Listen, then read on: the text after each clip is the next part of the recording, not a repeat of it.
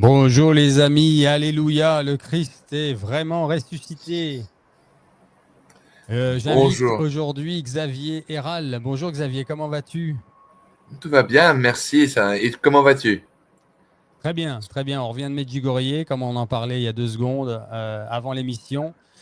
Et quel pèlerinage, quelle merveille, quelle grâce. Merci Seigneur. Tant de choses. J'ai fait pas mal de vidéos.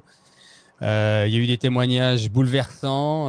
Il y a eu quelques épreuves. J'étais au téléphone ce matin encore avec une personne qui s'est foulée la jambe. On n'a pas tout le diagnostic, mais elle est très positive avec ça. Elle voit la lumière là-dedans. Elle m'a donné des éléments assez troublants aussi. Oui. Mais ça reste une épreuve évidemment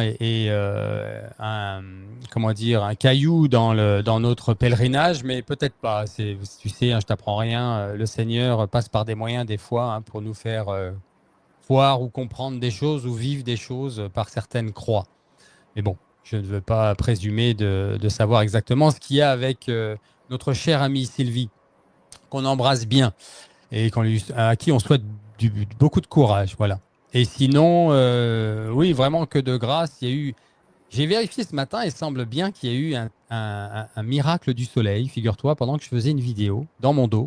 Mhm. Et je l'ai mentionné dans la vidéo et c'est la première fois que j'en vois un, moi. Donc ça m'a pas mal bouleversé. Alors bien sûr, on n'y va pas pour ce genre de choses, mais c'est quand même un joli petit clin d'œil du Seigneur. J'étais en train justement de témoigner de la grâce qu'on reçoit. On était déjà bien entamé dans le Tridium. Je crois que c'était samedi saint, si je me trompe pas. Et en fait, j'étais exalté de bonheur de me dire, mais c'est waouh, qu'est-ce qu'on est en train de vivre? Merci Seigneur. Je parlais comme ça au micro et boum, le soleil se met à grandir derrière moi là. On le voit à la vidéo. Je le mettrai, les amis, le lien en dessous pour que vous puissiez aller voir ce petit miracle du soleil. Mais voilà, je voulais commencer en disant, puisque c'est notre première émission depuis mon retour et surtout depuis la Pâque, la résurrection de notre Seigneur, soyez bénis de Dieu, les amis, il est vraiment ressuscité. Acceptez-le dans votre vie si ce n'est pas encore fait et croyez parce que il est le chemin, la vérité et la vie. Merci Jésus pour le don, ton amour, ce don inexplicable, impensable, impossible à l'homme à quiconque que toi-même, Seigneur, toi qui es le Dieu d'amour, d'avoir donné ta vie comme ça, de telle manière dans ta passion. Merci Jésus. Et toi, Amen. Xavier, comment vas-tu? Bien, je suis très content pour toi. Chaque fois que tu vas à Medjugorje, tu reviens revivifié. J'ai fait une fois un pèlerinage là-bas, et surtout en ayant travaillé 8 ans avec l'abbé René Laurentin, avant qu'on l'ait fait Monseigneur. Donc, j'ai pu partager avec lui tous les déboires à l'époque qu'il avait avec tous ses détracteurs. Donc, En je quelle année c'était crois. ça? C'était entre 1995 et 2003, quand je travaillais avec lui. Tu, Donc, tu es allé plusieurs fois donc. je suis allé une seule fois, malheureusement. J'aurais bien voulu y aller plus d'une fois, mais je croisais depuis lors tellement le faire avec mon emploi du temps. Ce n'était pas possible. Et puis, j'avais décidé de me marier, d'avoir des enfants. Donc, tout ça, ça prend beaucoup de temps. Mais c'est l'une des plus belles expériences que j'ai eues de ma vie, d'aller à Medjugorje. D'ailleurs, il m'est arrivé une expérience très personnelle là-bas. Et comme je te disais, quand je travaillais avec l'abbé Laurentin, on parlait de Medjugorje et de tout le temps. Il me racontait tous les déboires tous les, toutes les histoires par lesquelles il passait en venant à la défense de Medjugorje. Et c'était sans le moindre doute le plus grand défenseur de Medjugorje. C'était envers et contre tous. Et il n'avait jamais froid aux yeux, en dépit du fait qu'il maintenait une maîtrise de soi en tout moment, son sang-froid. Et il avait appris très facilement à se développer une peau de crocodile, car il lui-même était passé sous un feu bien nourri des mêmes détracteurs de Medjugorje, car on l'accusait d'être coupable du crime impardonnable, de défendre les enfants ou les voyants de Medjugorje. Donc, oui, je suis content pour toi. Oui, c'était vraiment merveilleux. Je repense qu'on a vu aussi, on a eu le bonheur de rencontrer, figure-toi, le prêtre qui va révéler au monde les 10 secrets de Medjugorje, le fameux Ah, père Pétard, Pétard ben oui. voulant dire Pierre en croate. Et je remercie encore Sabrina, je la salue bien, et sa fille, ce bonheur de fille qu'elle a, qui est Katharina. Elle nous a fait la traduction d'une manière tellement professionnelle, sa disponibilité. Alors, à toutes deux, merci encore. Vraiment, c'était une belle grâce. Je laisserai le lien de cette entrevue et de cette conférence, on va dire, du Père Pétard exceptionnel qu'on a eu la grâce d'avoir. Et avec toutes ces paroles de sagesse qu'il nous donne et d'église. Alors aujourd'hui, les amis, on va parler de l'actualité. Évidemment, nous sommes le samedi 26 avril. Donc aujourd'hui, c'est la messe d'enterrement. On appelle ça comme ça, Xavier, corrige-moi, du pape François Oui. Au Vatican. Et on va avoir une pensée, une prière évidemment pour lui et pour le conclave et pour l'Église. Ça va sans dire. On va en parler un petit peu. Au vu de l'actualité, on va parler du conclave et de ce qu'on peut en dire au jour d'aujourd'hui. On va parler de l'actualité et des prophéties, ou au regard des prophéties, comment interpréter l'actualité d'aujourd'hui. Avant de se faire, comme à l'habitude, on va faire une petite prière courte et en fin d'émission, on fera une prière en latin avec Xavier. Comme à l'habitude, on y va ? On y va. Allez, au nom du Père et du Fils et du Saint-Esprit. Amen. Amen. Notre Père qui êtes aux cieux, que votre nom soit sanctifié, que votre règne arrive, que votre volonté soit faite sur la terre comme au ciel. Donnez-nous aujourd'hui notre pain de ce jour, et pardonnez-nous nos offenses, comme nous pardonnons aussi à ceux qui nous ont offensés. Et ne nous laissez pas succomber à la tentation, mais délivrez-nous du mal. Amen. Je vous salue Marie, pleine de grâce, le Seigneur est avec vous. Vous êtes bénie entre toutes les femmes, et Jésus, le fruit de vos entrailles, qui ressuscite d'entre les morts, est béni. Sainte Marie, Mère de Dieu, et notre Mère, priez pour nous pauvres pécheurs, maintenant et à l'heure de notre mort. Amen. Gloire soit au Père, au Fils et au Saint-Esprit. Comme il était au commencement, maintenant et toujours et dans les siècles des siècles. Amen. Amen. Ô Marie conçue sans péché, Priez pour nous qui avons recours à vous. Notre-Dame de la paix, Priez pour nous. au nom du Père et du Fils et du Saint-Esprit. Amen. Amen. Avant toute chose, regarde la belle chose qu'on m'a offerte. Oh, très belle image. C'est les 44 pèlerins, 43 pèlerins avec qui je suis parti, qui m'ont offert ça, avec un petit autographe à l'arrière, un petit mot de chaque personne. Ça m'a vraiment touché. C'est adorable. Tu es un rassembleur de fidèles. Je te félicite. Oh, gloire à Dieu, je suis un spectateur de tout ça, tu sais. Alors, où en est ? On va rectifier l'adresse de commande parce qu'il y a eu un petit peu de soubresaut avec la dernière émission. Où en est le tome 1 et 2 de la traduction française de Révélation ? Et je dis dès maintenant qu'on va avoir l'adresse, le formulaire, si c'est toujours le cas, de commande en dessous de la vidéo. Alors, je fais une petite parenthèse parce que je trouve ça laborieux, honnêtement. Il y a quelque chose. YouTube doit mettre un accent sur la fragmentation d'une vidéo qu'on regarde. Il y a trop de gens qui ne voient pas les descriptions des vidéos et c'est pas assez mis en lumière.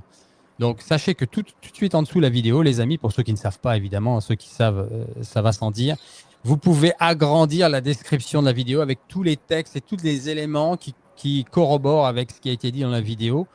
Surtout si les propriétaires de la chaîne que vous avez regardé, ici, moi, ou si vous allez sur Au Crux AV Média avec Xavier et Monique, a voulu développer plus ou moins, voire même fragmenter la vidéo. Je ne vais pas m'étaler. Mais là, vous avez des liens dont on vous parle dans la vidéo même en question.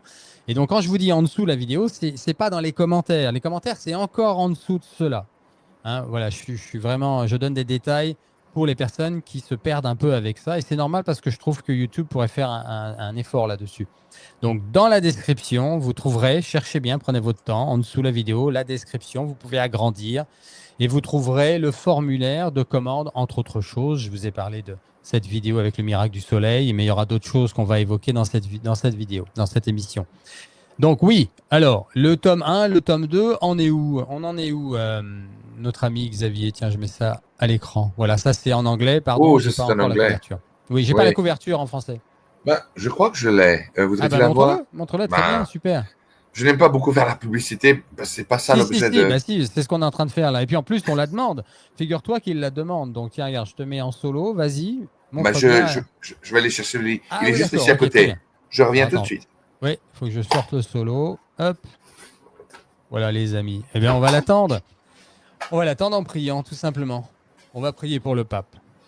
Au nom du Père, du Fils et du Saint-Esprit. Amen. Je vous salue, Marie, pleine de grâce. Le Seigneur est avec vous. Vous êtes bénie entre toutes les femmes et Jésus, le fruit de vos entrailles, est béni. Sainte Marie, Mère de Dieu, priez pour nous pauvres pécheurs, maintenant et à l'heure de notre mort. Amen. Au Amen. nom du Père, du Fils et du Saint-Esprit. Amen. Alors montre-nous. Voilà, je te mets en solo là. Eh bien, Vas-y. le voilà. Ah, il est tout beau, dis donc. On le voit Il bien. est effectivement. Révolution. Révélation, Révolution. Tome 1, oui, c'est bien écrit. Révélation, tome 1, Xavier Héral. On voit bien le Vatican, on voit bien le tonnerre tomber sur le Ah, Vatican. voilà. Et il est déjà bien épais, dis-moi, celui-là, pour un tome 1. Tome 1, oui, mais enfin, il est aussi un peu plus réduit que D'accord. les versions anglo-saxonnes, espagnoles, et je suis sur le point de signer une version portugaise, alors que Austin Macaulay est en train de s'élancer en campagne pour le propager en chinois, Waouh. en tchèque, en polonais, en allemand et dans de diverses autres langues. C'est ça Merci l'objectif. Seigneur. Absolument. C'est que cela touche le plus grand nombre Ah de oui, cœurs. absolument. Gloire à Dieu. Donc, Oh, merci Seigneur. Belle grâce, ça. le tome 1 est sorti. Vous pouvez déjà, d'ores et déjà le commander. Et le tome 2 est en train va sortir dans quelques jours aussi. Donc, vous pourrez commander les deux en même temps ou l'un après l'autre, comme vous voulez. Mais l'objet principal, c'est simplement que ces messages, surtout ceux qui commencent avec ceux de la Salette, n'est-ce pas? Euh, les fameux secrets de la Salette, qui sont probablement les messages les plus choquants de tous les autres lieux d'apparition. Ceux de Tilly qui ont été reconnus officiellement aussi par l'évêque local et le dicaster de la doctrine de la foi à l'époque. Puis celui ou ceux de Marie-Julie Jahini, la Fraudet. Ce chapitre-là en particulier, c'est probablement la pierre angulaire de tout mon livre. C'est le plus gros chapitre de tout le livre. Alors là, l'équipe du Chrétien Magazine, car originellement, je me suis mis en campagne quand j'ai fait ce livre en anglais originellement. Donc, ils ont dû faire des recherches très approfondies pour aller à la source même des apparitions de la Salette, de l'Aphrodite, pour trouver les messages originaux. Je leur ai envoyé ce que j'ai pu. J'avais fait la traduction. Ils ont simplement passé pas mal de temps pour tout peaufiner. Et enfin, c'était un travail titanique. Et donc, tous les messages sont là et ça finit le premier tome donc avec les messages de Fatima qui inserte, entre autres, le véritable troisième secret de Fatima, car, comme je l'ai écrit dans le livre, Lucia dos Santos, lorsqu'elle lui avait été ordonnée d'écrire et de reproduire le troisième secret de Fatima par les autorités, la hiérarchie du Vatican et donc par son évêque local, avait écrit en fait deux enveloppes, comme vous le verrez dans mon livre. La première enveloppe avait trait à la fameuse vision de Fatima et la seconde du message qui, comme les deux premiers secrets, accompagnait la vision qui avait été octroyée ou autorisée aux enfants de Fatima. Le second tome, ça va être beaucoup plus basé sur des apparitions plus contemporaines, à commencer par Medjugorje, dont j'ai dédié un chapitre tout entier, n'est-ce pas? Basé sur tout ce que j'avais trouvé, sur des documents que l'abbé René Laurentin, quand je travaillais avec lui, avait partagé avec moi. Notre-Dame de Quito, à Lady of Good Success, du bon succès. Il y a également, on parle beaucoup de Garabandal, qui est un lieu aussi, qui est une autre pierre angulaire dans ce livre. Et effectivement, ensuite, il y a un chapitre sur le révérend père Michel Rodrigue. Un chapitre entier qui lui a été dédié.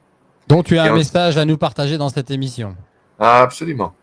Et ensuite, nous parlons de certains saints et mystiques qui ont également partagé des messages qui corroborent les messages des apparitions précédentes.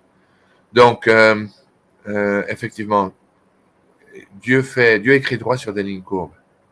Nous passons en ce moment, nous entrons avec la résurrection du Christ glorieux et souverain dans un nouveau chapitre, alors que nous terminons un autre avec l'entrée du pape dans le tombeau.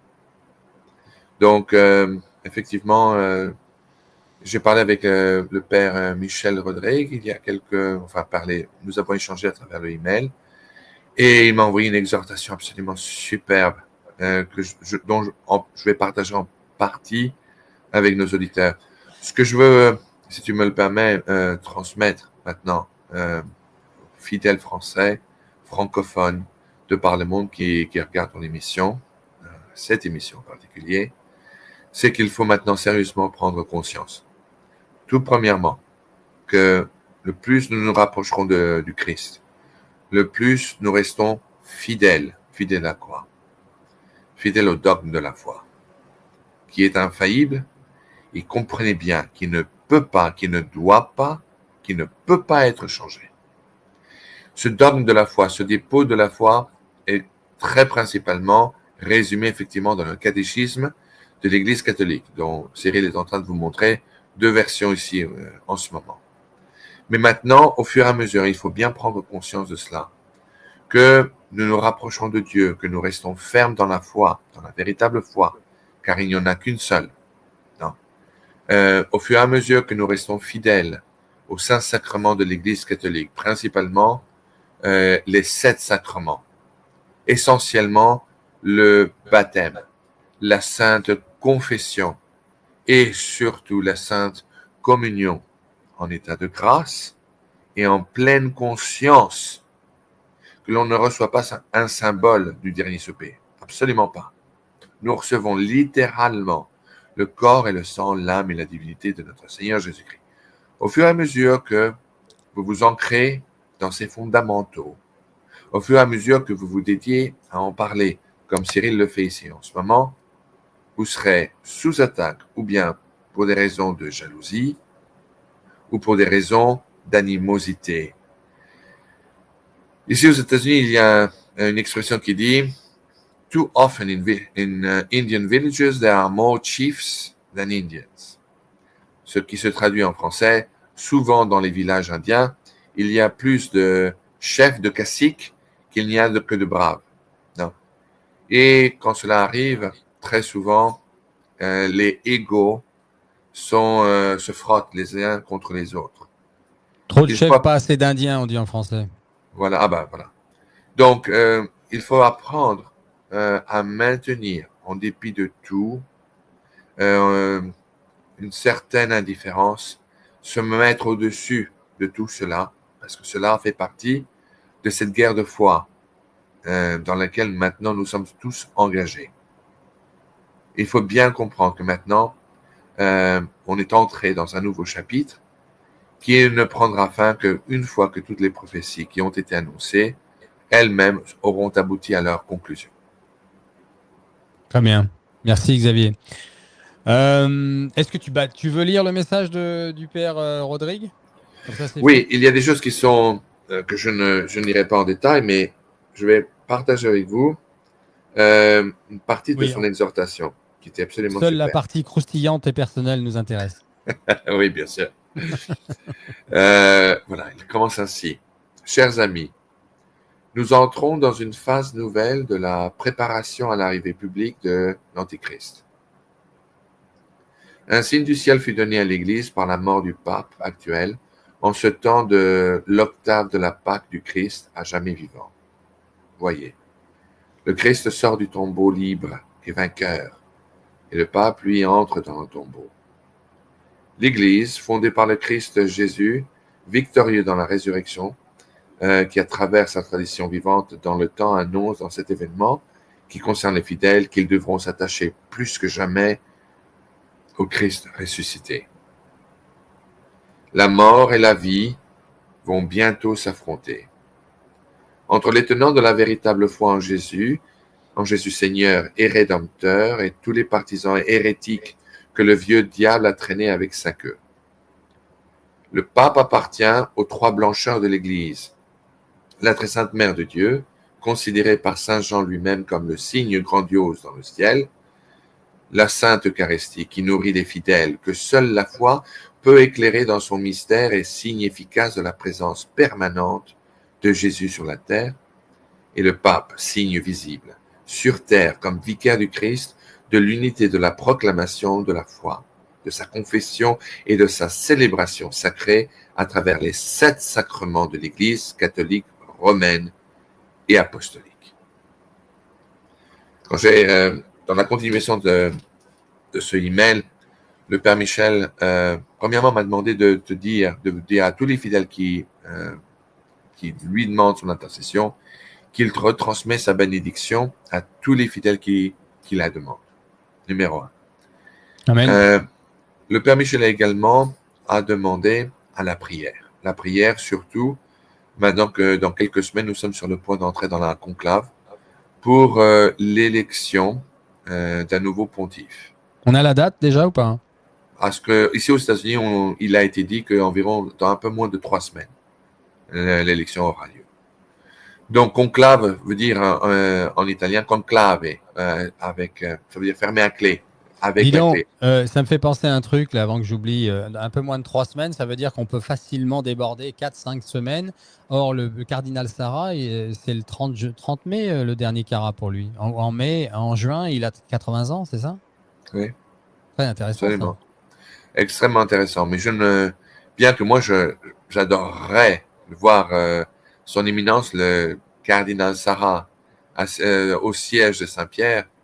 Malheureusement, je crois que c'est très peu réaliste. Simplement pour le fait que, si je ne me trompe, sur les 180 et quelques cardinaux qui aujourd'hui ont le droit de voter, 133, si je ne me trompe, on a fait une émission tout dernièrement sur une chaîne anglo-saxonne, 133 ont été choisis à la main par le pape François, 25, si je ne me trompe, par le pape Benoît et seulement 5 par le pape Jean-Paul II. Donc, il est plus que probable que la majorité des voix vont voter pour quelqu'un qui, de sa personne, pourra assurer la continuation du programme réformiste qu'a initié le pape François, et un cardinal qui certainement est familier avec les tenants et les aboutissants des processus d'exécution du Vatican comme nous le connaissons aujourd'hui. Du synode. Du synode, entre autres, mais aussi, par exemple, ce fameux traité secret qui a été signé et négocié avec le gouvernement communiste de Pékin, en Chine. Non. Ah oui. La personne qui me vient à l'esprit tout de suite, qui justement couvre tous ces critères, c'est le cardinal Pietro Parolin, qui aujourd'hui est le secrétaire d'État du Vatican, et qui d'ailleurs, quand le pape était encore à l'hôpital, on le voyait courir comme une poule sans tête, à droite, à gauche, pour parler, pour assurer une transition qui en fait n'en sera pas une. Ce sera en fait rien de plus que ce qu'il voudrait, une continuation de ce que nous avons déjà vécu avec le pape François, avec une multiplication par 10. Donc, il faut simplement beaucoup prier et se rappeler, je crois, que quand le Christ marchait sur la terre, les 12 disciples qu'il a choisis ont en effet été choisis par notre Seigneur. Ce ne furent pas eux qui choisirent le Christ, mais le contraire. Et cela inclut, tous les disciples qui, rappelons-nous, au moment de vérité, l'ont tous abandonné. Tous, sans exception. Alors, Jean est revenu à la fin avec la mère du Christ et avec Marie, et il est resté à ses côtés jusqu'à sa mort, mais ce fut le seul. Et cependant, le Christ savait pertinemment bien le niveau de valeur et les faiblesses des uns et des autres quand il les a choisis chacun, y compris Judas. Donc, il faut maintenir la tête froide. J'en profite pour faire une petite parenthèse. La polémique est inévitable. Hein. Je ne vais pas chercher à éviter les polémiques, même si je ne vais pas mettre de l'huile sur le feu. On va vivre des temps de plus en plus diviseurs. Le malin fait bien son boulot. Nous, on le fait un peu moins bien, évidemment, puisqu'on est de moins en moins à croire, à pratiquer. Et donc, ceci expliquant cela. Là, ce que je vais vous montrer, je fais mémoire de quelqu'un. Je n'ai pas la certitude que tout est vrai. Vous allez voir de quoi je parle. Vous allez comprendre quand je vais le mettre à l'écran. Mais je vais quand même vous parler du dernier message, si c'est un des derniers ou le dernier, qu'il a reçu, qu'il aurait reçu du Seigneur, parlant justement du synode. Je fais référence au père Lucas Brauzza, Hmm. qui est décédé le mois dernier d'un long cancer, d'une maladie, qui aurait eu les stigmates du Christ, reliés beaucoup à la spiritualité du Padre Pio. Beaucoup de fruits, mais tant que voilà, c'est pas des amis ni ma famille qui m'a rapporté tout ça, c'est que j'ai fait des enquêtes sur les témoignages et il y a beaucoup de miracles, il y a beaucoup de remerciements liés à la prière, à ce prêtre. Et il le recevait donc tous les vendredis, ou non, tous les premiers vendredis du mois, ou le dernier vendredi du mois, je ne sais plus lequel. Il recevait un message du Seigneur et un des derniers, sinon le dernier, disait que le synode sur la synodalité de l'Église était diabolique. Voilà, tout simplement.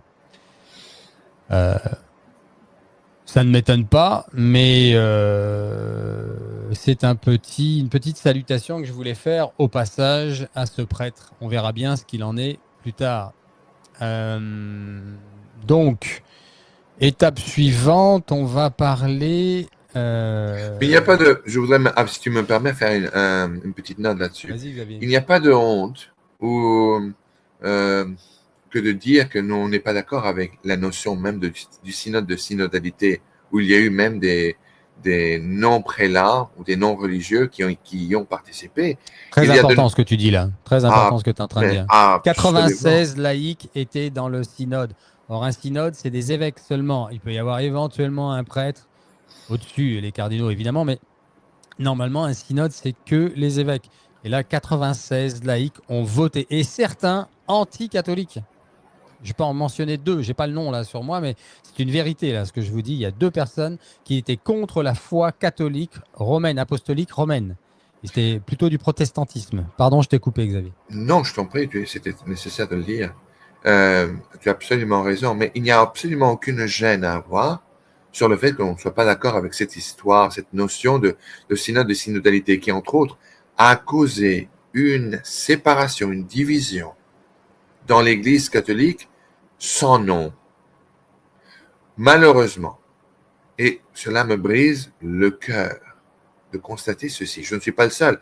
Il y a un bataillon d'évêques, d'archevêques, de cardinaux qui pensent ainsi. Ces propos ne sont que l'écho d'innombrables hommes de la foi, des hommes de robe, comme on dit aussi aux États-Unis, qui ont exprimé effectivement le fait que ce synode de synodalité, comme si l'Église n'était pas déjà suffisamment divisée en elle-même, n'a fait que de jeter de l'huile sur le feu. Je fais référence par exemple à son éminence, le cardinal Mueller, cardinal Burke, cardinal Sarah, archevêque Schneider et tant d'autres qui ont Le confirmé cardinal ces mêmes chinois, propos. ouais. Son éminence, le cardinal Zen, Zen. qui était l'archevêque éméritus de Hong Kong, donc qui a été chassé de façon éhontée de son propre pays, de sa propre patrie, par un gouvernement chinois on ne peut plus fastidieux, qui a signé malencontreusement un traité bipartisan avec le gouvernement du Saint-Siège. Un traité en plus qui a été gardé secret jusqu'à ce jour. Et pourquoi? Le cardinal Zen a été martyrisé par ce gouvernement communiste, fratricide. S'il y a division à l'intérieur de l'Église catholique, elle a été menée par ceux qui ont essayé d'apporter une nouvelle idée, même dans certains cas de nouveaux enseignements à ceux qui nous ont été apportés par notre Seigneur Jésus-Christ dans les 4 évangiles. Ceci n'est pas incohérent pour un catholique avec sa foi de dire ce genre de propos, de tenir ce genre de propos. Comme je vous le dis, cela ne vient pas simplement que de moi, mais d'innombrables évêques et prélats catholiques. La division est aujourd'hui, cette division qui avait été annoncée par le père Gobi à Fatima, à travers Marie-Julie Jahini, certainement à travers l'apparition de la Salette et à travers les apparitions de Akita, n'est-ce pas, un lieu d'apparition formellement reconnu comme étant digne de foi aussi bien par son évêque local que par le dicaster de la doctrine de la foi, ont annoncé ces divisions à l'intérieur de l'Église. Les cardinaux contre les cardinaux, les évêques contre les évêques, les prêtres contre les prêtres. Exactement. On y est. Si je peux me permettre, toujours en utilisant la mémoire affectueuse que j'ai pour Monseigneur René Laurentin, n'est-ce pas? Dieu reconnaîtra les siens. Xavier, je t'avais prévenu, mes amis, j'ai un petit problème avec ma box. J'ai prévenu Xavier que j'allais le stopper s'il y avait une coupure. La mémoire de Monseigneur Laurentin, et après ça a coupé. Tu peux recommencer, s'il te plaît. Oui, avec la mémoire et avec toute l'affection de ma mémoire envers Monseigneur René Laurentin. Moi, je l'ai connu quand il était simplement abbé, l'abbé René Laurentin, comme je le connaissais ainsi. Me permet de faire écho de certains de ses propos à lui, qui disait que aussi bien est-il que Dieu reconnaîtra les siens. Nous, les catholiques, ceux qui restent fidèles au dogme de la foi, au dépôt de la foi, au véritable magistère, n'est-ce pas, aux enseignements du Christ à travers les évangiles, à ceux qui restent fidèles à la pratique de tous des sacrements de l'Église catholique et qui adorent et qui aiment la même Église qui a été aimée et adorée par nos pères et par leurs pères avant eux, reconnaîtront également ceux qui eux-mêmes restent fidèles à l'esprit de la lettre, aux enseignements de notre Seigneur Jésus-Christ, en voyant et en reconnaissant, en dépit de ce qui sera annoncé dans les jours ou dans les mois à venir, ou dans les années à venir, ceux qui essaieront de présenter à la lumière du jour une nouvelle philosophie, une nouvelle idéologie, une nouvelle liturgie, particulièrement une nouvelle liturgie de la consacration du Saint-Sacrement de l'autel, qui, et ça on en a déjà entendu parler ici aux États-Unis, qui est déjà non seulement discuté, travaillé, mais qui a déjà été présenté dans certains cas. Cela est très très grave. Cela nous a été mentionné, sera le catalyste des événements précurseurs qui mèneront et qui ouvriront une nouvelle étape dans l'histoire de notre Église. Je vais tenter, je vais être concis là, mais je vais tenter de donner une explication succincte donc et simple de la situation avec le pape François et le legs en fait, hein, on dit legacy de son héritage, voilà, qui va nous laisser. Alors comme Xavier vient de nous l'évoquer, il y a une scission. L'Église n'a jamais été quasiment, en tout cas dans ces temps modernes, aussi divisée. Il y a une grande division dans l'Église. Alors évidemment, toute la presse n'en parle pas puisque ce qui se passe dans l'Église, ça ne les intéresse pas. Ils ne voient que ce qui se passe en surface. Et d'ailleurs, vous remarquerez qu'ils sont très élogieux et ils peuvent, à certains égards, de certains actes de parole du pape François, mais ils restent en surface. Je ferai une petite parenthèse en disant que vous remarquerez qu'ils ne disent pas « sancto subito » parce que ça ne les intéresse pas. La sainteté n'intéresse pas le monde. Donc, ils ne vous parleront jamais de sainteté de la même manière que le pape François n'a jamais évoqué la sainteté. Okay, il n'a pas surfé là-dessus. Je vais essayer d'être simple. Sans vouloir salir sa mémoire, on va prier pour lui. Il est dans les mains de Dieu, de la justice. Voilà, qu'il en soit fait selon la volonté du Seigneur. On prie pour lui, nous, parce que c'est la charité que nous demande le Seigneur. Et puis moi, ça me vient du cœur parce que je ne souhaite le mal à personne, même si je peux me mettre en colère, et je me suis mis en colère contre lui. Mais je lui souhaite que le bon. La vérité vous rendra libre, nous dit le Seigneur. Donc, il faut dire la vérité. En effet, vous allez avoir des images du pape François qui va serrer dans ses bras une personne qui ressemble à un lépreux. Je ne sais plus quelle maladie a ce monsieur. On voit de l'amour, on voit de la charité là-dedans. Nous savons qu'il a été dans des bidonvilles avec les chaussures sales, bien habillé parce qu'il était un prêtre. mais qu'il allait visiter des personnes qui étaient dans le besoin. Sauf qu'il ne faut pas mélanger coco et abricot. Pourquoi je vous dis ça? Parce que, sans vouloir salir la charité, il n'y a pas besoin de l'Église pour faire des bonnes actions. Hein, L'Église, elle n'est pas là que pour ça. Même si c'est un élément essentiel de l'Évangile, quand le Seigneur nous dit à la fin, il y aura les boucs d'un côté et les brebis, la mauvaise herbe et le bon grain d'un autre côté, celui qui m'aura donné un verre d'eau, celui qui m'aura couvert, qui m'aura logé, qui m'aura donné à manger. Vous connaissez la parabole. Mais il n'y a pas que ça dans l'Évangile. Même si, encore une fois, c'est un point important. Donc, on met en exergue aujourd'hui et seulement le fait qu'il a dit, il a eu des paroles pour les pauvres, il a pris des actions, il a fait des actes, pardon, où il a voulu dormir dans des lieux moins luxueux, moins confortables, peut-être, enfin confortables.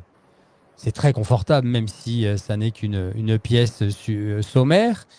Mais il a fait ses actes, en effet. Et ça peut être bouleversant au niveau émotionnel si on se base que là-dessus. Mais c'est être très ignorant de ce qu'est l'Évangile. C'est être très ignorant de ce qu'est le dépôt de la foi et de la morale du Seigneur. Le Seigneur n'est pas venu faire que le monde soit parfait, que tout le monde mange, que tout le monde soit à l'abri, même si c'est essentiel d'acter là-dessus. Hein? Si vous ne le faites pas, si vous n'êtes pas proche de celui qui souffre, il y a un problème si vous vous dites chrétien, évidemment. Mais il n'y a pas que ça là-dedans. La sainteté, l'impureté, le péché est une réalité et c'est pour ça que le Seigneur meurt sur une croix et qu'il est flagellé de la sorte. C'est pas pour que les gens mangent, c'est pour qu'ils soient sauvés. C'est pour que nous accédions au paradis. Ok ? Et nous sommes tous pécheurs. Je vais finir là-dessus parce que c'est essentiel. Le problème, c'est que le pape a communiqué sur une espèce d'idéologie humaine, à vouloir, comme certaines ONG, comme certaines associations de bienfaiteurs pour l'humanité, à vouloir, comme les Restos du Cœur, comme je ne sais pas quoi dire, le secours catholique à certains égards, le secours populaire, voilà. Mais tout ça, ça n'est pas l'évangile seulement. Plutôt, l'évangile n'est pas que ça, mais ça, je l'ai déjà dit.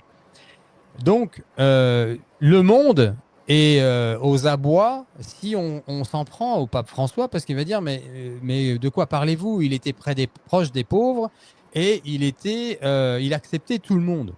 Mais le Seigneur n'est pas venu pour ça. Il est venu pour nous sauver notre âme. Et là-dedans, encore une fois, je le réitère parce que c'est important, je le souligne en gras, il faut aider celui qui souffre, certes. Mais il faut surtout, sauver l'âme. Il faut lui dire qu'elle a une âme, à l'être humain, il doit savoir qu'il a une âme et qu'il a un Seigneur et que cette vie passe. Tout ça, vous savez, quand vous prenez El Salvador en Colombie que j'ai rencontré au Vatican en 2011, c'est un stigmate, le frère Georges, eh bien, il passe son temps avec toute son équipe, sa congrégation, dans la rue, comme Mère Teresa, à Calcutta. C'est la même chose, mais c'est en Colombie et différentes îles autour, jusqu'à Miami. Mais ce faisant, il y a la messe et il y a l'évangile. Il leur parle du Seigneur en les nourrissant. Il leur donne pas juste de la nourriture et ils s'en vont. Ce que fait le secours populaire, par exemple. Vous voyez ? Et l'évangile, il parle du salut de l'âme. Et donc, quand vous prenez l'exemple où il y a apparemment des drag queens qui sont au Vatican aujourd'hui pour être accueillis et le mouvement LGBT, qui sont nos frères, qu'il faut aimer et pour qui il faut prier, mais si tu es vraiment frère et si tu aimes vraiment une personne, tu lui dis la vérité. Et la vérité, c'est que le Seigneur n'aime pas le péché. Il n'aime pas le mien, il n'aime pas le vôtre. On n'a peut-être pas le même péché, mais le péché, c'est le péché.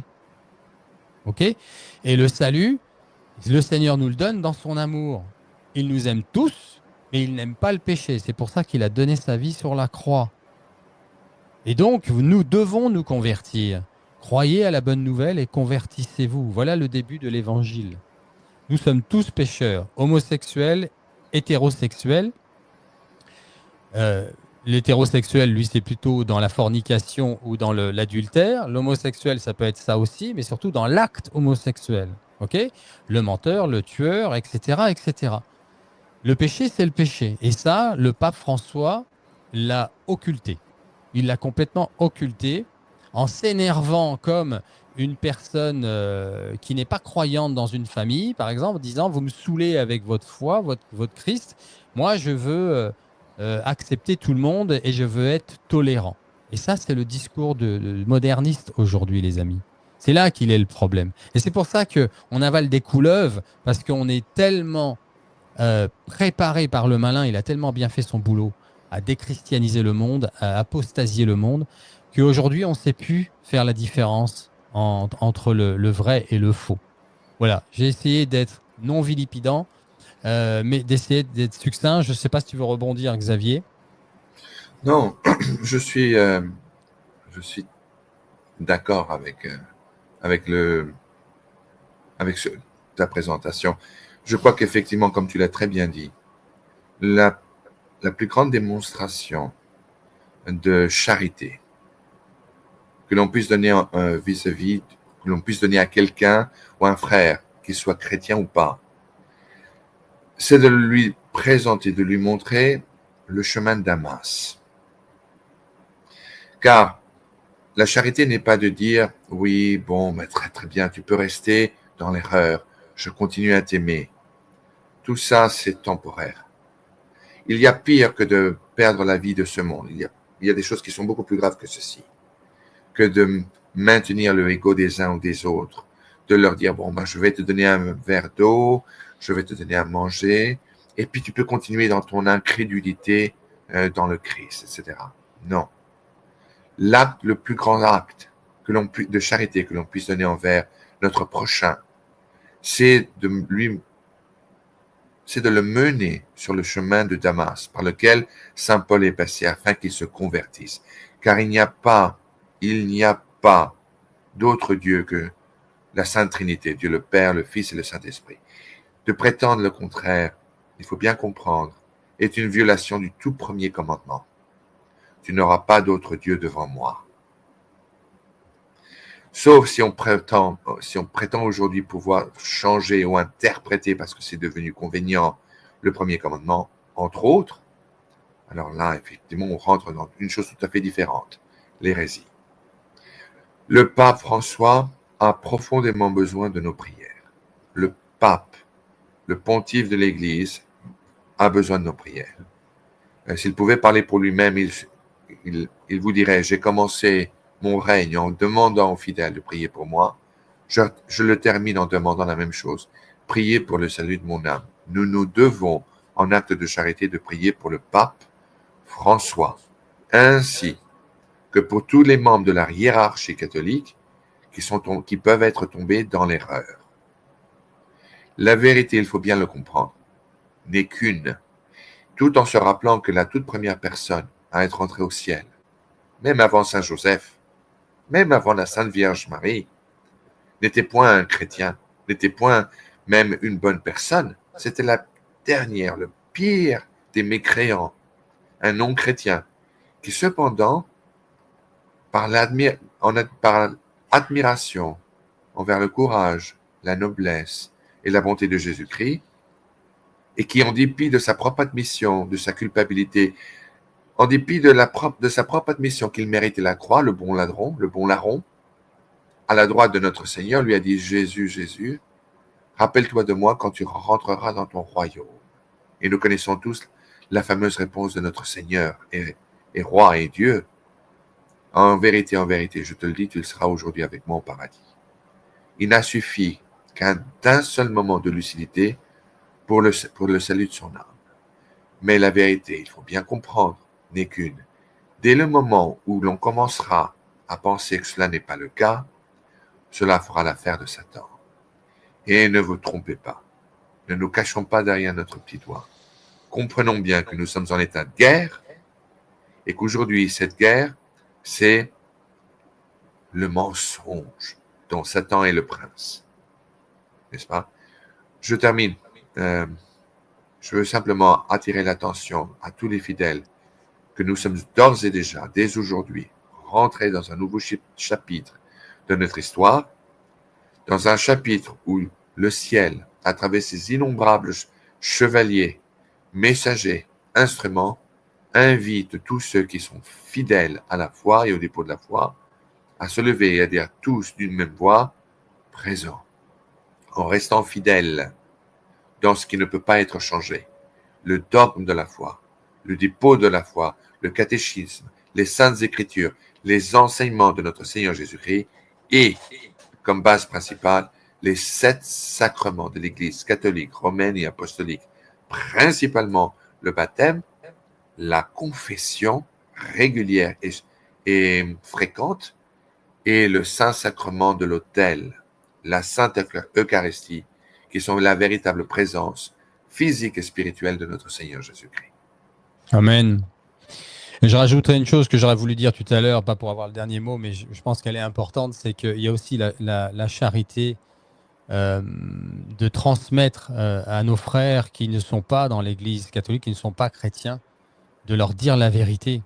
Et non pas de dire mon Dieu est meilleur que le tien, comme il l'a posé en public en disant non, mais toutes les voies mènent à Dieu. Non, c'est pas vrai. Ça, c'est pas de la charité, ça, c'est pas de l'amour. Si tu crois que Jésus est le chemin, la vérité et la vie, ce qui est ton boulot en tant que pape, peu importe qui tu es, pape François ou un autre, alors tu dois le dire à tes frères. Par amour. Par amour. Ok ? Moi, les frères, les musulmans, les bouddhistes, les hindouistes sont mes frères. Mais c'est pas seulement ils sont mes frères à Cyril, ils sont les enfants et les frères, et les enfants de Dieu et les frères de Jésus. C'est juste que ils sont pas au courant parce qu'ils sont pas évangélisés. C'est le Seigneur d'amour, Jésus. Vous l'aurez nulle part ailleurs. Personne n'a donné sa vie pour ses amis comme lui, ni Bouddha, ni Mohamed, ni Krishna, aucun. Et personne n'est ressuscité. Non, mais c'est pas drôle, c'est très sérieux. Dans ce sens que c'est la vie. Et si tu analyses les choses, c'est facile de prendre une Kalachnikov ou un couteau et t'attaquer aux autres. Moi, je suis un expert en arts martiaux dans ma jeunesse. J'allais aller au travail à 15 ans avec un flingue. J'étais un baltringue, j'étais un lâche. J'étais un lâche avec ces armes-là. Le vrai courage, c'est de donner sa vie pour la vérité et l'amour. Et tu le vois sur la croix. Tu le vois sur la croix. Tu comprends, Jésus, c'est un jusqu'au boutiste de la vérité et de l'amour. Et donc, si tu es honnête, si tu es un homme de bonne volonté, parce qu'elle est là, la différence, et je finirai là-dessus. Le Seigneur dit bien qu'il est venu pour les hommes de bonne volonté. Et tu verras qu'à la fin, ça c'est ma conviction, pardon de partager ma conviction là, pour le coup, qu'à la fin, il y aura en effet la mauvaise herbe et la bonne herbe, et la différence, c'est vraiment la bonne volonté, en fait. Et c'est ça le mystère pour moi. Pourquoi il y a des hommes de bonne volonté et d'autres pas? C'est un cadeau que j'ai reçu, la bonne volonté, mais ça, c'est le vrai mystère. Mais tout le monde est enfant de Dieu et tout le monde doit accepter le Christ. Tout le reste est mensonge. Parce que il dit, je suis le chemin, la vérité et la vie. Donc comprenez, les amis, avec l'intelligence qu'il nous donne, que s'il dit qu'il est le chemin, c'est que toute autre chose est un égarement. S'il dit qu'il est la vérité, c'est que toute autre chose est un mensonge. S'il dit qu'il est la vie, c'est que toute autre chose est la mort. Simple bon sens. Voilà, alors, sauf si tu veux rebondir, on va passer à l'étape suivante. Oui, très rapidement, avant d'aller aux actualités, je voulais simplement dire ceci, et effectivement, essayons je m'adresse à tous les téléspectateurs qui voient ta chaîne. Tu es une chaîne très populaire dans les pays francophones.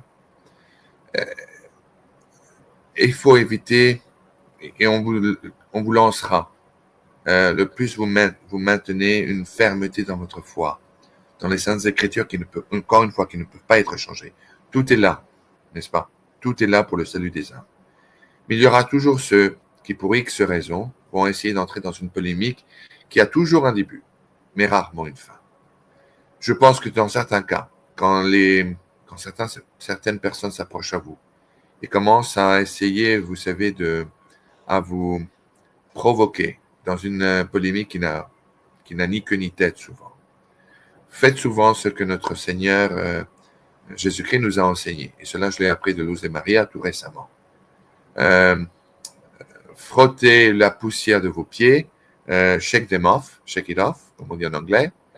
secouer la poussière de vos pieds et aller à la prochaine étape. Tout ce qui vient de Dieu est paix et tranquillité. Si par hasard, vous n'êtes pas d'accord avec tel ou tel voyant, ou tel hôte de plateau catholique, ou si vous n'êtes pas d'accord sur certains commentaires qui sont faits, si vous pensez qu'ils sont dans l'erreur, vous savez, vous n'êtes pas obligé de croire. Mais il nous faut avant tout, pour rester cohérent avec ce que nous prétendons être, avoir la charité de l'esprit et ne pas se lancer ou tomber dans le piège de diffamer, de calomnier, d'insulter, d'attaquer. Cela sert l'objectif de quelqu'un, et ce quelqu'un n'est pas Dieu. Ce quelqu'un est l'ennemi de Dieu. Il faut essayer toujours de s'imaginer si notre Seigneur, si nous avions l'opportunité de l'entendre, que nous dirait-il? Paix, mes enfants, et charité. Aimez-vous comme je vous ai aimé. Cela est mon nouveau commandement.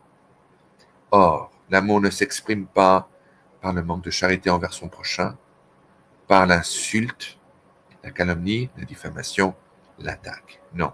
Si nous ne sommes pas d'accord avec les uns ou avec les autres, on prie pour ces personnes et on leur souhaite le meilleur. Cela est être cohérent avec les enseignements de notre Seigneur Jésus-Christ, mais non pas de détruire l'aura ou la réputation des uns ou des autres parce que simplement on n'est pas d'accord. Nous avons beaucoup plus de choses qui nous unissent, comme notre profond amour à nous tous, les chrétiens, envers notre Seigneur Jésus-Christ. Pour nous les catholiques, notre profonde dévotion, notre profond amour envers la Vierge Marie. Et rappelez-vous, et je termine, les propres paroles de l'abbé Laurentin. Le seul critère que notre Seigneur Jésus-Christ nous a laissé est de juger un arbre par le fruit qu'il produit. Donc, les mêmes lieux d'apparition, Fatima, La Salette, Akita, Banneux, Borin, Betania, Saint-Nicolas, Quibejo, Akita. Non. Tous les lieux d'apparition reconnus formellement comme étant dignes de foi par l'Église catholique et leur archevêque ou leur évêque local. Bon. Nous ne sommes pas obligés d'y croire, en dépit du fait qu'ils ont été reconnus comme étant dignes de foi. Absolument. Même Fatima. Nous ne sommes pas obligés d'y croire, car notre salut, la formule pour notre salut se retrouve dans les saints évangiles et dans les saintes écritures. C'est important ce que tu dis. À la ligne. C'est très important. Donc, si bien est-il que nous ne sommes pas obligés de croire dans des lieux d'apparition de la Vierge Marie qui ont été approuvés et dont le but est simplement de répéter le même message qu'elle a dit il y a 2000 ans de cela, dans un obscur petit village au nord d'Israël qui s'appelait Cana et qui était « Faites tout ce que mon fils vous dit de faire ». Nous ne sommes pas non plus obligés de croire en tel ou tel voyant, en tel ou tel hôte de plateau, mais nous avons pour obligation, si nous nous appelons chrétiens ou catholiques, d'avoir la charité de la discrétion et de ne point attaquer ou diffamer telle ou telle personne. C'est une pierre angulaire de notre foi et c'est une des choses auxquelles le Père Laurentin insistait le plus. Voilà. J'en profite pour rappeler, j'ai fait un préambule il y a 2 jours que je prépare une émission où je vais tenter d'expliquer la peur, d'où elle vient, à quel moment elle est justifiée et à quel moment elle l'est plus, et la réalité de cette scission qu'a évoqué Xavier, et non pas un schisme. La scission et un schisme, c'est pas la même chose. Dans l'Église actuelle, au regard des messages de la Vierge Marie et des prophéties, dont on va parler encore dans cette émission. Je prépare donc une émission là-dessus parce que, à Medjugorje, mais pas seulement, je commence à entendre de plus en plus des personnes qui ont peur et donc qui se plaignent de ça. Et je dirais juste ceci ici, alors que je prépare une émission, donc comme je disais, c'est que posez-vous cette question, je vous dis ça en frère, parce que je suis passé par là. Êtes-vous en état de grâce ? Je dis à vous qui avez peur, qui regardez cette émission, qui avez peur de ce qui arrive, qui avez peur des messages qu'on peut transmettre, de ceux qu'on partage d'autres personnes, de voyants, de visionnaires, de la Vierge Marie, de prophètes, ok ? Tout ce qui circule sur ma chaîne ou celle de Xavier ou d'autres chaînes, ok ? S'il y a des messages qui vous font peur là-dedans, d'abord, suis-je en état de grâce ? Vous devez, pour pouvoir avoir la lumière de l'Esprit Saint, être exempt du péché mortel, du péché qui vous empêche de voir. Parce que si on est aveugle sinon, tu dois aller à la confession et le voile est levé. Les chaînes sont cassées, les contrats sont déchirés avec le malin. Parce que lui t'aveugle. Ton péché t'aveugle.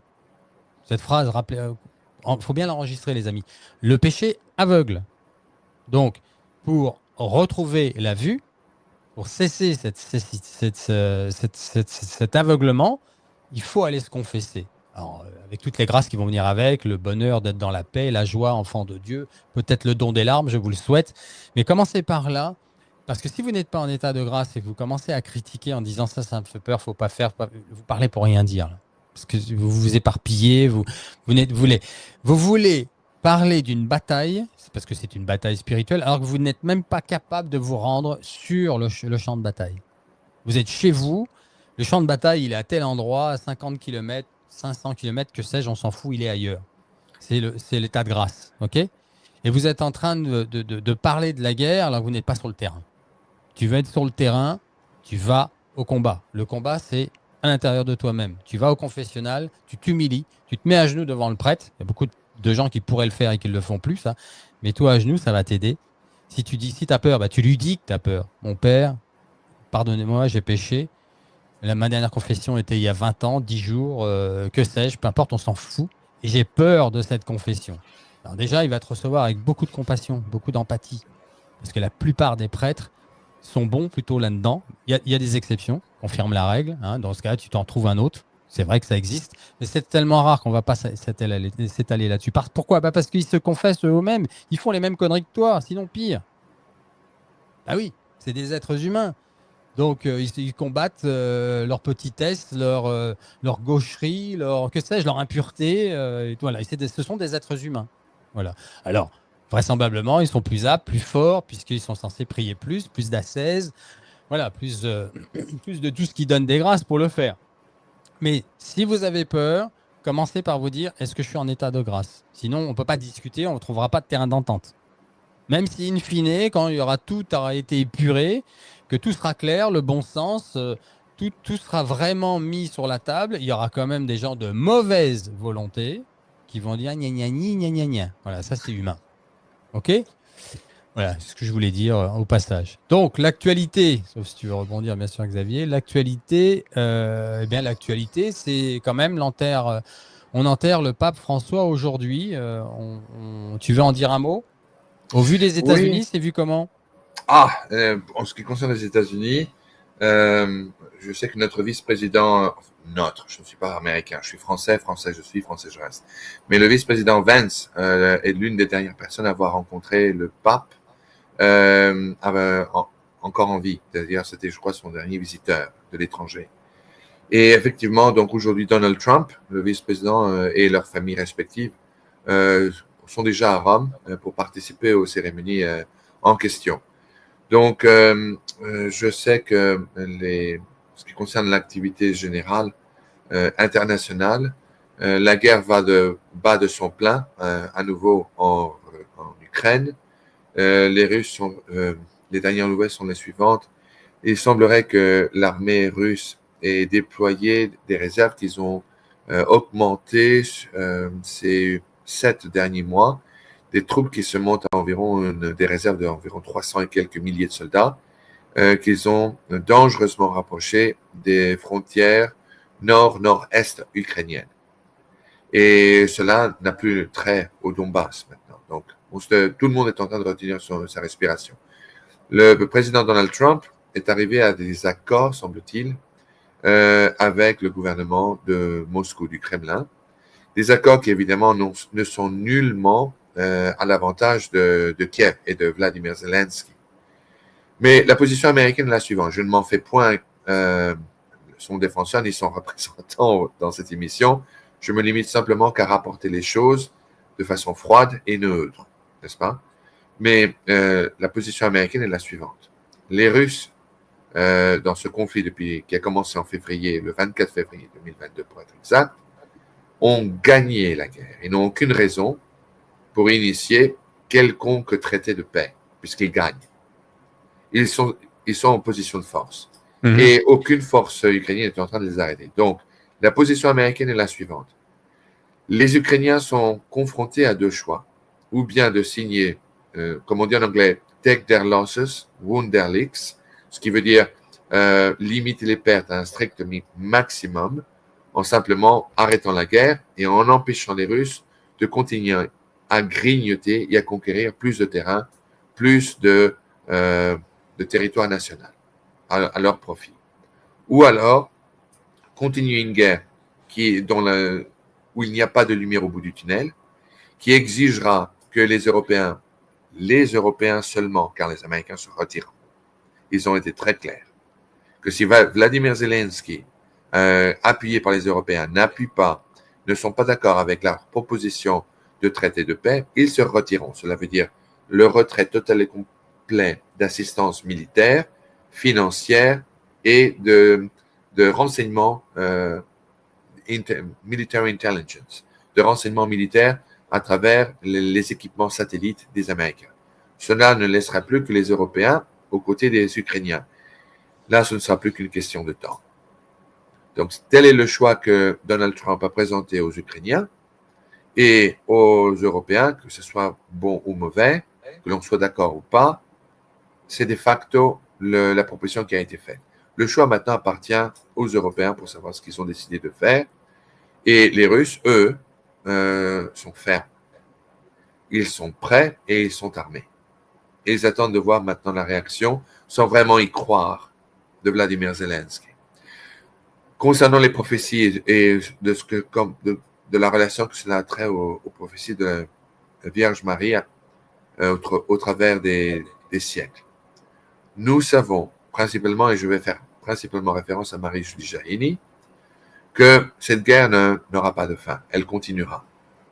Et il y aura plusieurs conférences de paix.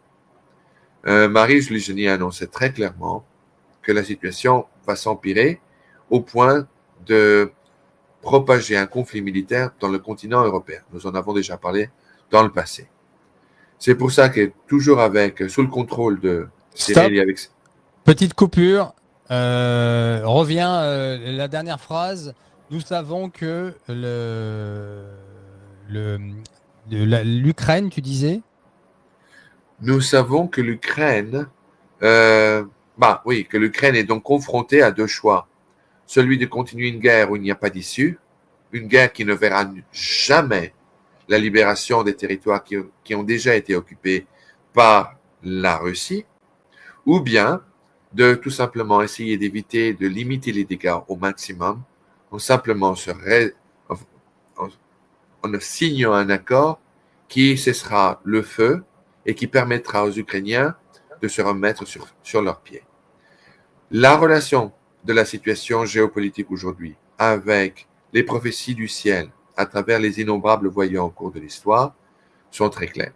J'utiliserai comme point de référence principalement les apparitions du cas de l'Aphrodite avec la fameuse stigmatiste Marie-Julie Jahini, qui a été informellement reconnue par son évêque local et appuyée, supportée et reconnue informellement également par le pape Léon XIII, entre autres, et sa sainteté le pape Pie XII, dans lequel elle dit clairement, elle annonce que cette guerre n'aura pas de fin et qu'au contraire, elle ira de mal en pire, au point de voir sur le sol européen, sur le continent européen, une guerre qui se propagera.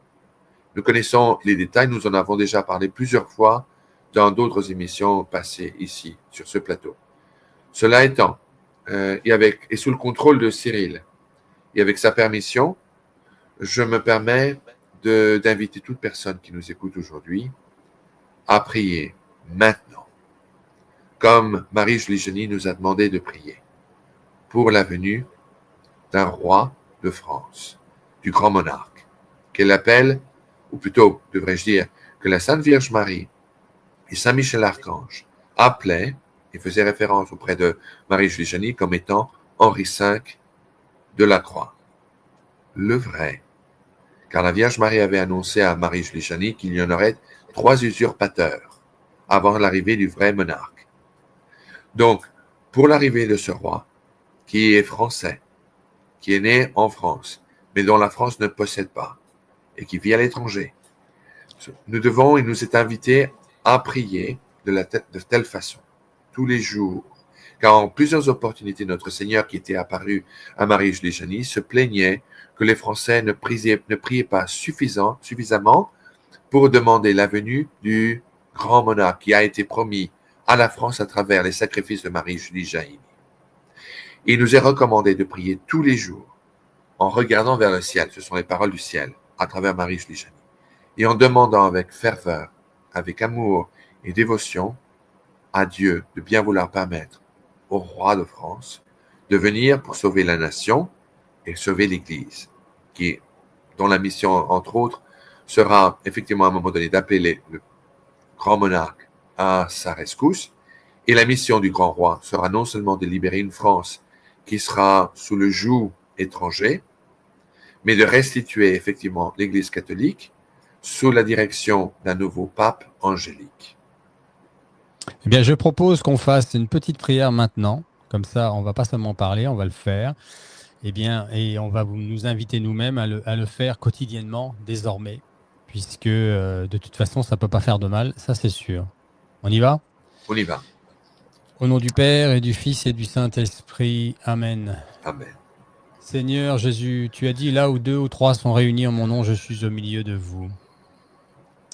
Par ces paroles de Xavier Héral, tu nous rappelles le besoin de prier pour le grand monarque, celui que tu veux nous donner dans ta grande miséricorde.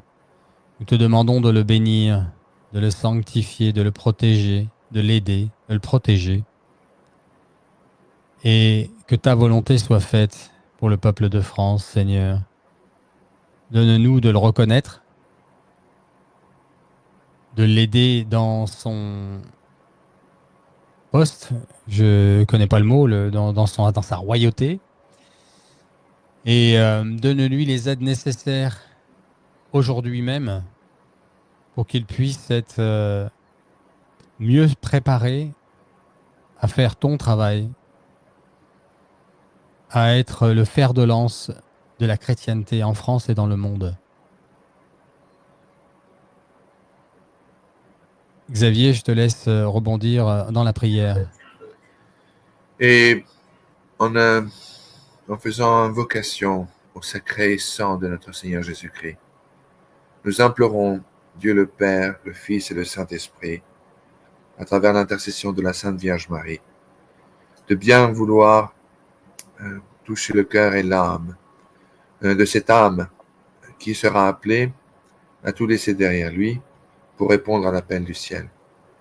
Nous invoquons et nous terminons en invoquant le sang sacré de notre Seigneur Jésus-Christ sur toutes les personnes, toutes sans exception, qui nous regardent, qui nous écoutent et qui prient en union de prière avec nous à cette fin, par amour pour Dieu, par amour pour la France et en faisant écho du cri de guerre des chrétiens qui jadis répondaient présent à l'appel de Dieu en disant « Mon âme à Dieu, ma vie au roi, mon cœur à Marie, mon honneur à moi. » Et sur ce, nous terminons avec la permission de Cyril, avec la prière de Saint Michel Archange.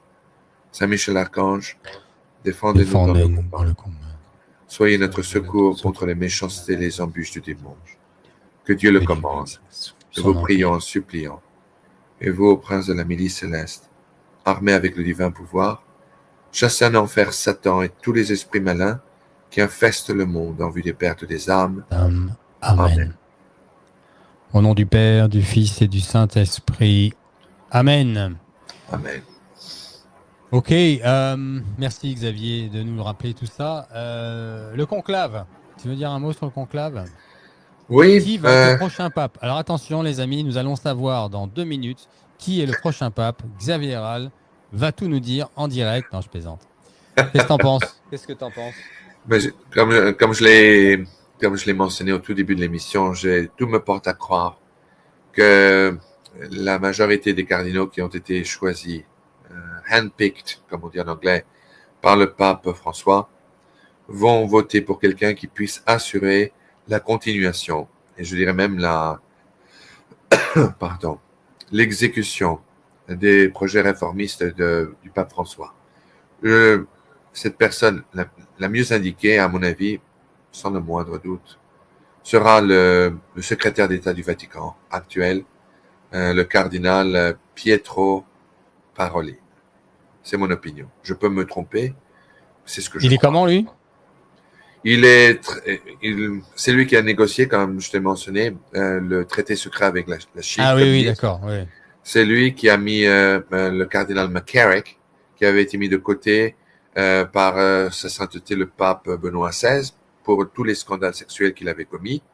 C'est lui qui a été réhabilité, le cardinal McCarrick, par le pape, en dépit des avertissements de l'archevêque Vigano, qui était aussi le nonce apostolique du Saint-Siège aux États-Unis. Il a été maintenant excommunié, mais cependant, l'histoire est l'histoire. On ne peut pas changer cela. On ne peut pas être révisitionniste, je crois que est l'expression.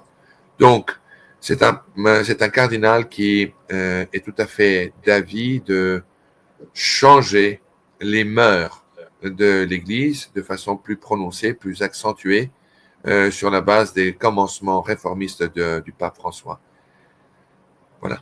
Je ne fais pas de commentaires personnels, je me limite simplement à faire un état de ce que je crois est réaliste, ce à quoi nous pouvons nous attendre. Ok. Avant le prochain élément, je vous invite, les amis, et ça, c'est de la fraternité. Vous savez que notre travail, à moi, Xavier, à Monique, c'est d'évangéliser à notre petit niveau. C'est notre apostolat. Vous le savez bien. Alors, qu'est-ce que vous pouvez faire? Évidemment, toujours cliquer sur le petit j'aime de la vidéo, toutes nos vidéos, les transmettre sur tous vos réseaux sociaux, mais aussi SMS par email, si vous pouvez. Vous faites en fait le travail du Seigneur en le faisant si vous avez foi en ce qu'on fait, évidemment. Après, si vous êtes opposé, ça c'est une autre histoire, je ne vais pas rentrer là-dedans.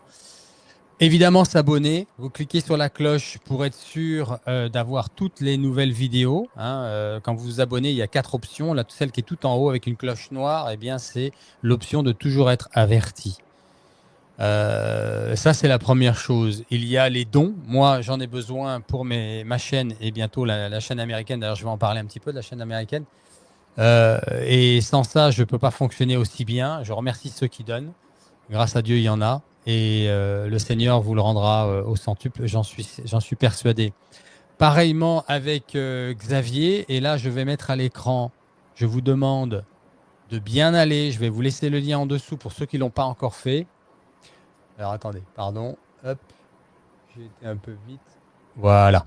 Vous allez aller sur leur chaîne, qui est là à l'écran, Ocrux, Ave Media, Xavier Héral et Monique T, pour ceux qui ne l'ont pas fait. Et vous abonner, s'il vous plaît, parce que ça va aider leur chaîne. Xavier et Monique ont prévu de faire des chaînes en français. Ils ne peuvent pas être au four et au moulin. C'est pareil pour tout le monde. Pour l'instant, ils sont affairés ils font vraiment du bon travail en anglais avec des traductions espagnoles pour la base. Mais ça va pas. Il y aura, et ils font même d'ailleurs des traductions écrites avec le système YouTube où vous pouvez lire en français. C'est peut-être un peu plus laborieux, je le reconnais, mais c'est les prémices et ayez confiance, dès que ça pourra, ils feront des émissions en plus en français, c'est prévu dans leur agenda. Mais même sans ça, c'est vraiment par fraternité et charité, là, pour le coup, et on n'a pas à se cacher derrière notre petit doigt, puisqu'on le fait pour le Seigneur. Allez vous abonner à leur chaîne, et peut-être que vous allez plus ou moins sélectionner la façon dont vous allez être averti des nouvelles chaînes. Comme je vous le disais tout à l'heure, si vous cliquez sur la cloche noire, vous le verrez dans l'abonnement, vous serez averti de chaque nouvelle vidéo. Eh bien, si vous sélectionnez différemment, vous ne serez peut-être pas averti à chaque fois qu'il y a une vidéo qui n'est pas dans la langue que vous plébiscitez. Et puis, vous pourrez changer les paramètres plus tard. Mais aidez-nous, s'il vous plaît. Là, je vous demande d'aller sur la chaîne de Ocrux Ave Media, de Monique et de Xavier et d'aller vous abonner. C'est gratuit. Okay, je parle de l'abonnement, je ne parle pas de rejoindre la chaîne où vous pouvez, avec des paiements, en effet, les aider. Ça, c'est une autre chose. Là, je vous demande de gratuitement, simplement, aller cliquer dessus et d'être abonné à la chaîne Ocrux Ave Media. Pareillement, avec ma chaîne américaine qui est à l'écran là maintenant. Pour ceux qui ne l'ont pas déjà fait, je remercie tous ceux qui l'ont déjà fait. Ça m'a pas mal aidé. De vous abonner à la chaîne, même si vous ne recevez pas toutes les vidéos. Tu reçois ton café de ton épouse, peut-être? Zut, je vais essayer de passer inaperçu. Oui. Mais non, mais c'est un moment qu'on aime, hein, tu sais. Mon C'est épouse, oui. convivial. Tu l'as Ici, salué pour nous. je n'y manquerai pas. Hein. Ici, aux États-Unis, il est 7h30 du matin seulement. Ah Donc, Lise oui. est en train de me préparer du café français. Ne On vous en inquiétez profite pas, pour je... remercier Xavier de se lever tôt le matin pour faire l'émission, parce qu'il a une journée chargée, c'est samedi, hein, c'est un père de famille aussi. Donc merci Xavier. Non, c'est un plaisir. Et mon épouse me fait du vrai café français, non pas le jus de parapluie américain que ces Ah. gens le toupet d'appeler café. Gracias, mi amor. Hello, Lisa. Donc je termine là, c'est la ligne, c'est la chaîne américaine, donc Cyril Christ Centered, c'est la même chose en anglais, sauf que vous voyez les drapeaux anglophones, New Zealand, Canada, Angleterre et Amérique, pour montrer que c'est bien anglais évidemment.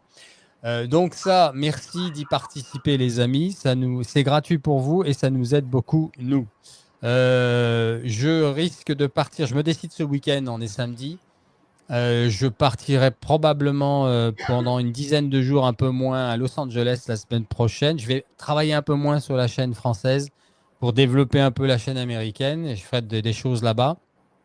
Et donc, vous étonnez pas si je disparais un peu des réseaux au niveau de la chaîne française. Mais je dois me décider ce week-end parce que voilà, ça doit prendre certaines choses et peut-être que je le ferai un peu plus tard au final.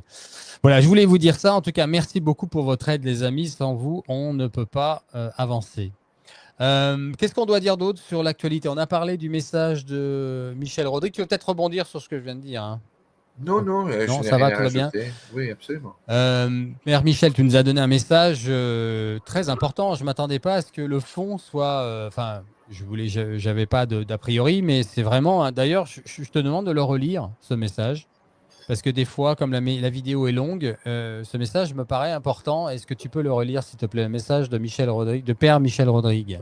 Absolument. Tout d'abord, je tiens à insister le fait que le Père Rodrigue demande aux fidèles de prier pour le pape François, pour son âme, pour le repos de son âme. Et de prier Amen. beaucoup, beaucoup pour la hiérarchie de l'Église catholique. Et donc de rester en union de prière avec eux, pour que la volonté de Dieu soit faite. Donc voici le passage que je vous ai lu tout à l'heure. Chers Merci. amis, nous entrons dans une phase nouvelle de la préparation à l'arrivée publique de l'Antéchrist. Un signe du ciel, bref parenthèse, cela ne fait pas référence au futur pape. Il ne faut pas se jeter à des conclusions erronées. Donc je recommence. Je continue plutôt. Un signe du ciel fut donné à l'Église par la mort du pape actuel en ce temps de l'octave de la Pâque du Christ, à jamais vivant. Voyez, le Christ sort du tombeau libre et vainqueur, et le pape, lui, entre dans le tombeau.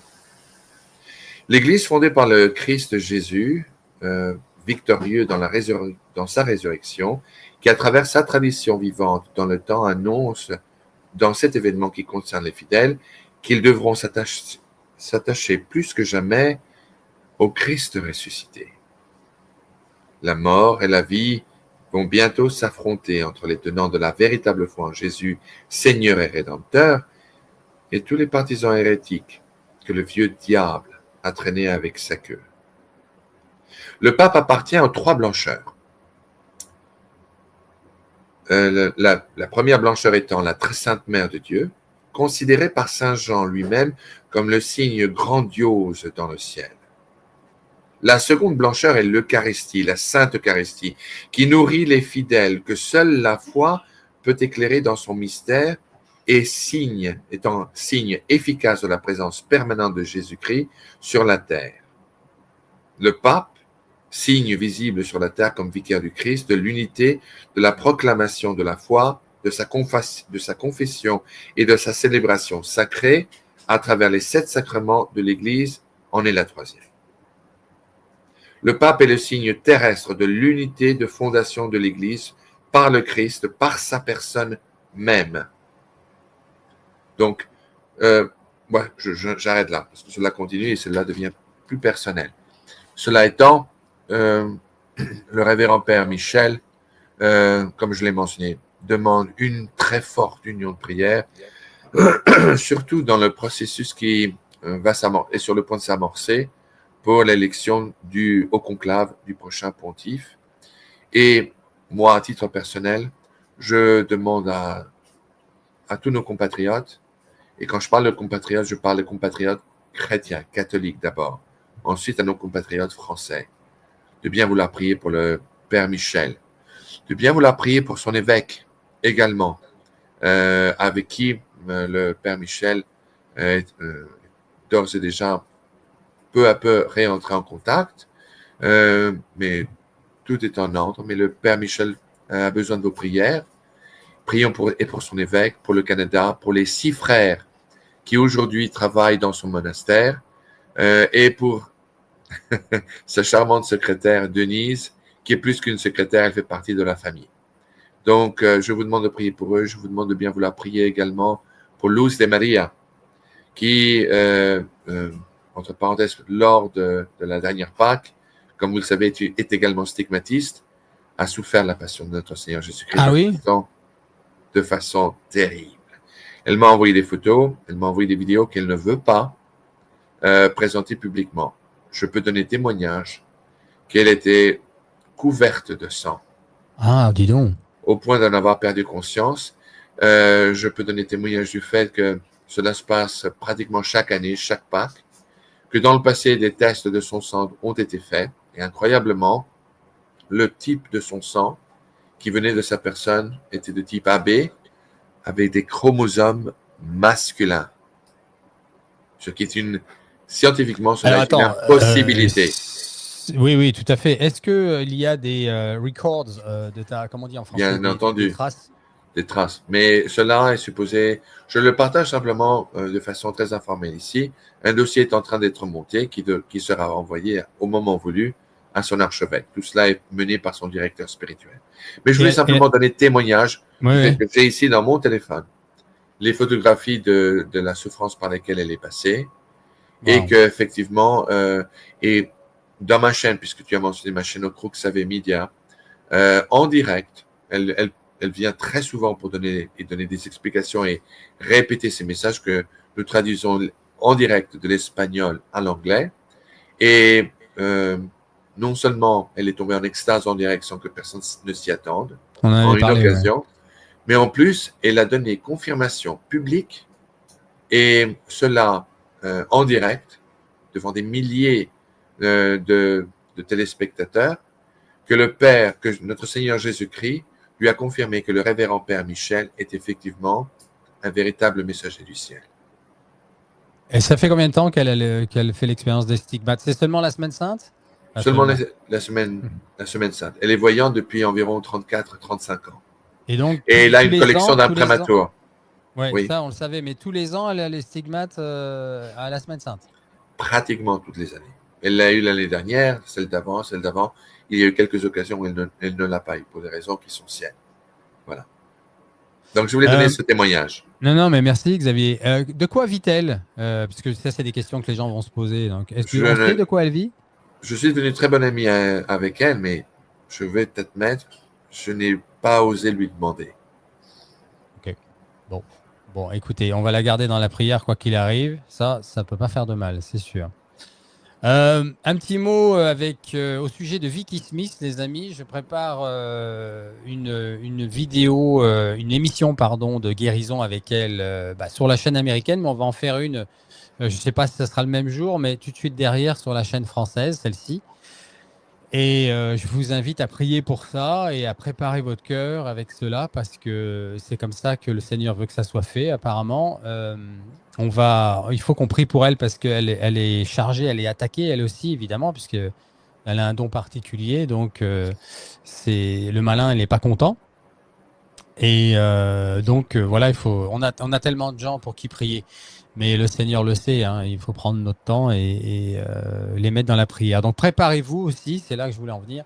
Préparez-vous, préparez ceux pour qui vous priez, préparez vos amis, vos familles, à les mettre dans la prière. Et n'oubliez pas que tous les replays, toutes les vidéos qui sont faites de guérison avec Vicky Smith peuvent être regardées en rediffusion. Le Seigneur a été très clair là-dessus. Ce n'est pas nécessaire d'être en direct, même si on les enregistre souvent en direct. Le Seigneur est omniprésent, donc, et j'ai plein de témoignages sur les 2 que j'ai faites avec elle, où des gens ont été guéris bien après, bien après. Donc n'hésitez pas et préparons nos âmes et nos corps à cette grâce que le Seigneur veut nous donner.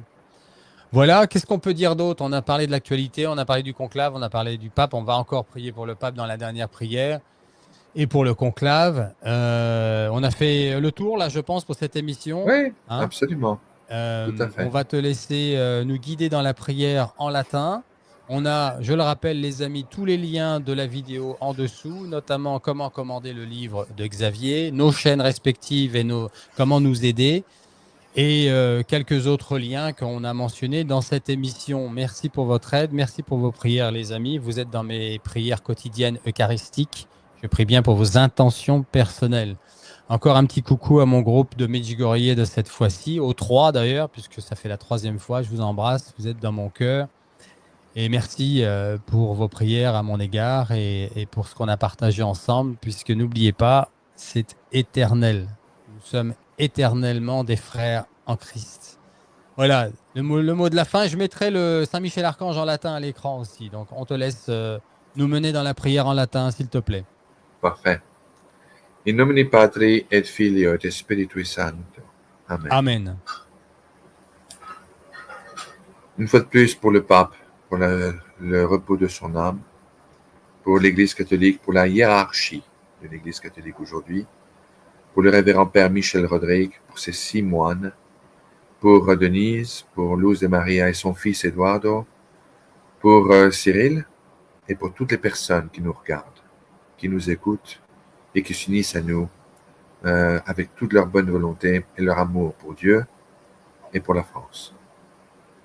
Pater noster, qui es in celis, sanctificetur nomen tuum, adveniat regnum tuum, fiat voluntas tua, sicut in cielo et in terra. Panem nostrum quotidianum da nobis hodie, et dimitte nobis debita nostra, sicut et nos dimittimus debitoribus nostris, et ne nos inducas in tentationem, sed libera nos a malo. Amen. Également pour la venue du roi de France sur notre terre natale. Ave Maria, gratia plena, Dominus tecum, benedicta tu in mulieribus, et benedictus fructus ventris tui, Iesus. Sancta Maria, Mater Dei, et Mater Nostrae, ora pro nobis peccatoribus, nunc et in hora mortis nostrae. Amen. Amen. Gloria Patri, et Filio, et Spiritui Sancto, sicut era in principio, et nunc, et semper, et in saecula saeculorum. Amen. Amen. Sancto Michael Arcangele, defende nos in proelio, contra iniquitiam et insidias diaboli est presidio.